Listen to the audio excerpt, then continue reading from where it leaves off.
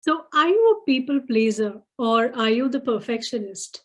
How do you identify yourself in a relationship?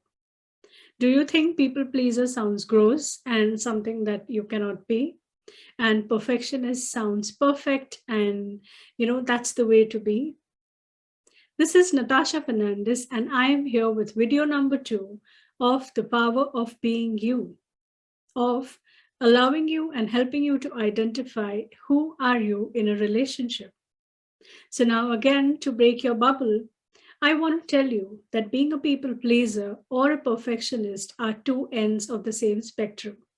It just means the same thing. It is just the polarity that you may be in, where you will never ever, try to identify that when from being a people pleaser, you shifted to being a perfectionist, or when there is a hidden people pleaser inside of a perfectionist, wanting to get everything right so that everyone likes you or everyone thinks you're perfect. Even if it's uncomfortable for you to hear this, but I am here to tell you certain truths that will help you in identifying yourself and building a relationship. Usually, it is always spoken, on the outward side of how you as a person have to be careful, how you as a person have to be aware and identify the red flags and not get into the same pattern of a relationship, or you may attract the same kind of person. There is a lot of that stuff outside there. But what I want you to focus on is what's happening inside of you. Okay, my entire goal for the series is what is happening inside of you. Are you the one who is holding the red flag and standing in your relationship? So, again, when we come to the topic of being codependent, there is a difference between being codependent, being narcissistic, okay, and there is a healthy balance in between. Usually, if a codependent person is into a relationship with a narcissist, that's the most difficult and complex type of relationship. I really hope if there is a combination like this, they identify and free themselves of each other, because it's really going to end up in a disaster. So, what does codependency mean? What does that word of codependency?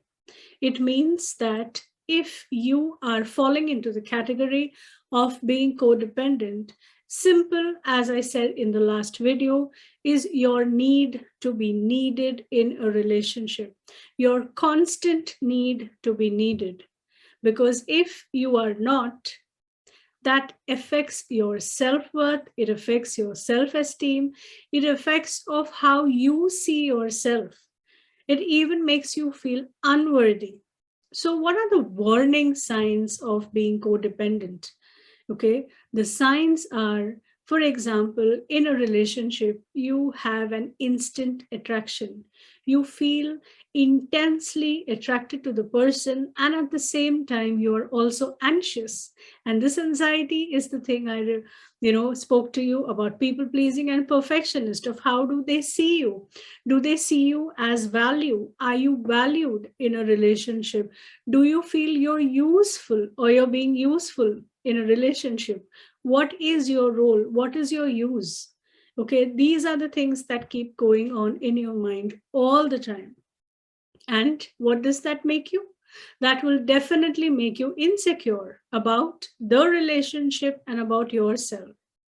And it is very difficult for you then to trust yourself and put trust in the relationship that everything will work out. You will be someone who is so scared of differences. Everything has to be same, everything has to be perfect, and you will be scared of confrontation of the differences. Or for example, if you even end up confronting, you will feel guilty that you made the other person feel, or spoke too much, or confronted, or even had an argument. It's normal in a relationship. I'm not saying fights are normal, disagreements are normal, but every disagreement doesn't have to lead into an argument, and that is acceptable in a relationship. But the one who's codependent is putting extra too much effort all the time in order to be the rescuer. I'm using this word again. You are the one who is rescuing the irresponsible. And you are the one who is encouraging an irresponsible behavior. And it's always the person that you are, where you are naturally, you naturally do more and the other person does less. And the excuse that you give yourself is you're far more capable than the other one. Now, in a relationship, there have to be roles, and those roles have to be balanced between the two. Okay, while one can be a chaos and the other one can be the calm, the roles have to interchange at some time, which means that both of you have to be acceptable of each other's different aspects, different attitudes, different values and beliefs, and find a common ground in dealing with situations. The person who is codependent is always anxious, as I said, always guilty, finding fault in themselves, feeling unloved in a relationship, feeling resentful sometimes, always looking for attention, even if it's overbearing for them, and always feeling the fear that if I don't do enough, will the other person quit on me? If I'm not proving my worth, will the other person quit on me?